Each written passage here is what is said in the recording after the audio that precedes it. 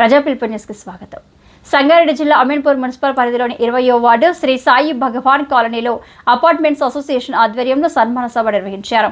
ఈ సందర్భంగా apartment association అధ్యక్షుడు రాజురెడ్డి, ప్రధాన కార్యదర్శి కృష్ణారెడ్డి, ట్రెజరర్ కోటేశ్వరరావు, స్థానిక తాజా మాజీ కౌన్సిలర్ అనిరుద్ను వివిధ అపార్ట్మెంట్ల అధ్యక్షులతో కలిసి ఘనంగా సత్కరించారు. ఈ సందర్భంగా అపార్ట్మెంట్ వాసులు మాట్లాడుతూ తమ వార్డులోని అపార్ట్మెంట్ల అందరికీ వాటర్ సమస్య అధికంగా ఉండేదని, ఆ సమస్యను పరిష్కరించిన వ్యక్తి మా కౌన్సిలర్ అని కొనియాడారు. ఏ సమస్య ఉన్నా ఫోన్ చేసిన వెంటనే స్పందించి సమస్యను పరిష్కరించే విధంగా చూస్తారని వారు అన్నారు. అనంతరం తాజా మాజీ కౌన్సిలర్ అనిరుద్ మాట్లాడుతూ ఈ రోజు అపార్ట్మెంట్ వాసులంతా కలిసి ఈ సన్మాన సభ కార్యక్రమాన్ని నిర్వహించడం చాలా సంతోషంగా ఉందని, రాబోయే రోజుల్లో కూడా అపార్ట్మెంట్ వాసులకు, కాలనీ వాసులకు ఎలాంటి సమస్య ఉన్నా వాటిని పరిష్కరించే విధంగా ముందుకు వెళ్తామని అన్నారు. ఈ కార్యక్రమానికి ముఖ్య అతిథిగా అమీన్పూర్ మాజీ సర్పంచ్ గోకా శశికళ యాదవ్, అపార్ట్మెంట్ అధ్యక్షులు, జనరల్ సెక్రటరీలు, అపార్ట్మెంట్ వాసులు, కాలనీ వాసులు తదితరులు పాల్గొన్నారు. ఎందుకు చెప్తున్నారు అంటే, ఇంతకు ముందు ఒక 2 years బ్యాక్ ఈ రోడ్కి వెళ్ళాలంటే జస్ట్ ఒక నార్మల్ వర్షం కురిసిందంటే మొత్తం రోడ్లన్నీ కూడా వెళ్ళే పరిస్థితి ఉండేది కదా, ఫుల్ వాటర్ ఫ్లడ్ లా ఉండేది అనమాట. సో అనిరుద్ రెడ్డి గారు ఏం చేశారంటే ఒక ఫ్లో క్రియేట్ చేశారు. దండ వేయండి, తొందరగా రావాలి.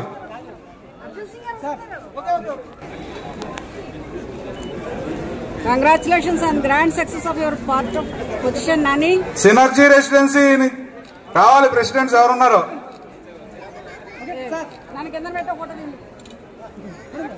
సాయి పృథ్వీ రెసిడెన్సీ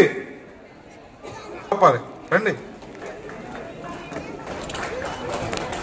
సాయి పృథ్వీ రెసిడెన్సీ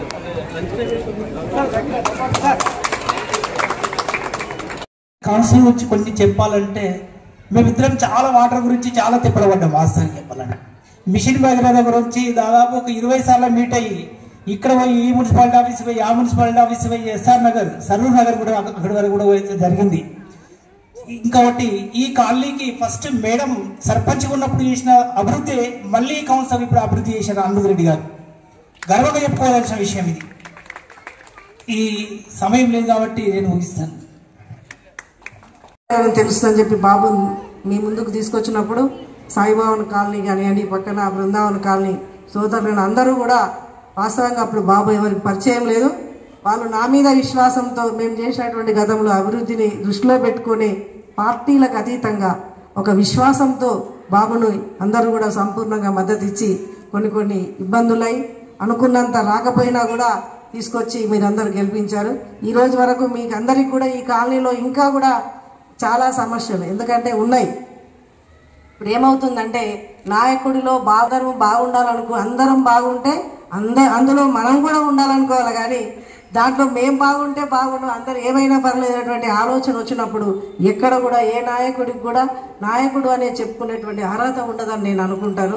ఎందుకంటే మీకు తెలుసు, మహాభారతంలో అర్జునుడు పాండవుల పక్కన ధర్మం ఉంది, కౌరవుల పక్కన అధర్మం ఉంది. ఇంతకంటే ఎక్కువ గొప్ప వీరులైనప్పటికీ కూడా ఎవరైతే ఆ కర్ణుడు అంటాడట, ఎందుకంటే నేను ధర్మాన్ని పట్టుకొని ఉన్నా, ఎక్కడ ధర్మం ప్రకారంగా నడుచుకున్నా. ఎక్కడైనా అంటే తను యుద్ధ భూమిలో భూమిని పిండితే నేను ధర్మాన్ని ఇచ్చేసాను, ధర్మంగా దానం అడిగితే నీకు నేను ఆయనకు కవచ కుండలాలు ఇచ్చాను. మరి ఏ రకంగా చూసినా కూడా నేను ధర్మాన్ని పట్టుకునే నేను ఉన్నాను, ధర్మం వైపే ఉన్నా. అయినప్పటికీ నాకు ఎందుకు ఈ కష్టాలు, ఏం తప్పు చేసినానని కృష్ణుని అడిగితే ఏమీ లేదు, నువ్వు చేసిందంతా ధర్మమే, కానీ అధర్మం వైపు ఉన్నావు కాబట్టి నువ్వు ఈ శిక్ష అనుభవించాల్సి వచ్చింది అని. అందుకనే మన కళ్ళ ముందు జరిగినటువంటి అభివృద్ధి కానీ మంచి కానీ ఈ రెండింటిని కళ్ళకు కనబడ్డా కూడా చెప్పకుండా విమర్శించేటువంటి ధోరణితోనే మాట్లాడే వాళ్లకు ఎప్పుడు కూడా వాళ్ళు భగవంతుడితో మమేకం కాలేరు. అది వాస్తవాన్ని మనం కూడా గ్రహించుకోవాలి. తప్పును తప్పని, ధర్మం అని చెప్పగలిగినప్పుడు మాత్రమే ఆ ప్రాంతంలో నాయకుడిగా ఎదుగుతాం, అందరం సంతోషంగా ఉంటాం, సమిష్టి ఆలోచనలతో గౌరవించబడతాం.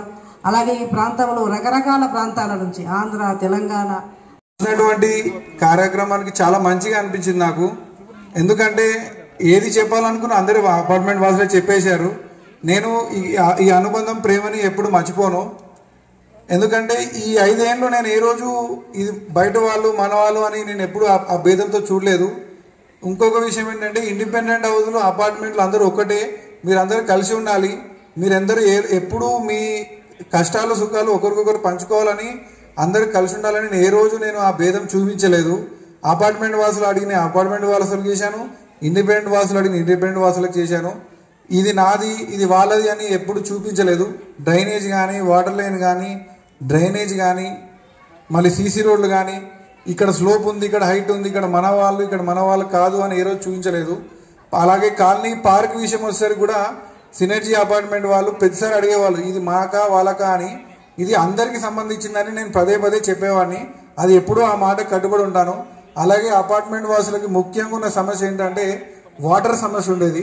అది నేను ఎలా చేశాను అందరి మాటల్లో మీరు విన్నారు. అది నేను నా ఒక్క కృషితోటి కాదు, అపార్ట్మెంట్ వాళ్ళు అందరూ ఒక 8 మంది 10 మంది అపార్ట్మెంట్ వాళ్ళు ఒక యూనిటీ లాగా నా దగ్గరకు వచ్చిన తర్వాత అదొక సంవత్సరం తిరిగాం. ఎలా ఇది నేనే ఒక్కడనే చేసినాను ఈ రోజు అనుకోను.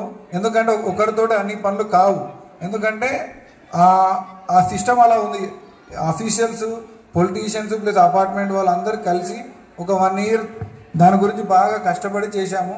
వాటర్ లైన్ వేసేటప్పుడు కూడా ఇది అపార్ట్మెంట్ వాళ్ళు ఎందుకు వేయాలి ఎందుకు వేయొద్దు అనేది ఏ రోజు భేదాభిప్రాయాలు చూపించలేదు. అలాగే డ్రైనేజ్ సమస్య చాలా ఉండేది, ఎప్పుడు పొంగేది.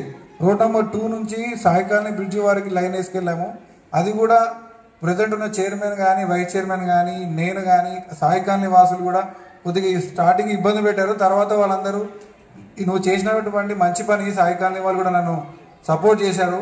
దాన్ని కూడా నేను ఏ రోజు మర్చిపోను. ఈ కాలనీని నేను ఏ రోజు ఇది మా కుటుంబ సభ్యులను కోరుకుంటాను. ఈరోజు అటువంటి భేదాభిప్రాయాలు చూడాలని ముందుగా మీరు అందరూ సహకరించాలి.